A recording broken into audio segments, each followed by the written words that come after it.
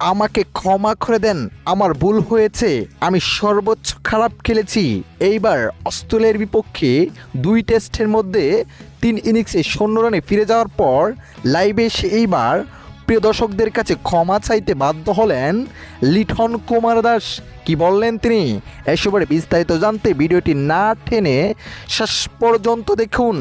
প্রিয় দর্শক, অস্ট্রেলিয়ার বিপক্ষে 2 ম্যাচের টেস্ট সিরিজের মধ্যে প্রথম টেস্টে দাপুটে জয় তুলে নিয়েছিল বাংলাদেশ দল, যেইখানে প্রথম টেস্টে 0 রানে ফিরে গিয়েছিলেন 1 ইনিংসে লিটন কুমার দাস।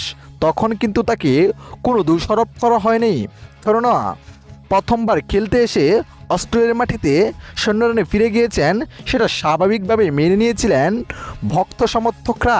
তবে দ্বিতীয় টেস্টে টানা 2 ইনিংসে ব্যর্থ ছিলেন লিটন কুমার দাস।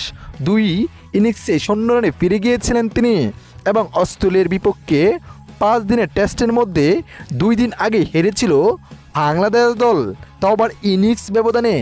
এক কথায় বিশাল এক লজ্জাজনক হার পেয়েছিল বাংলাদেশ।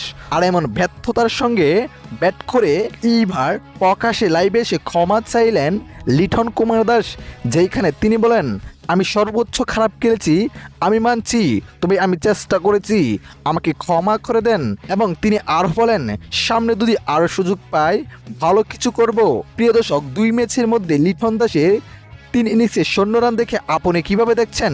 কমেন্ট করে আপনার মতামতটি জানাতে ভুলবেন না। ধন্যবাদ।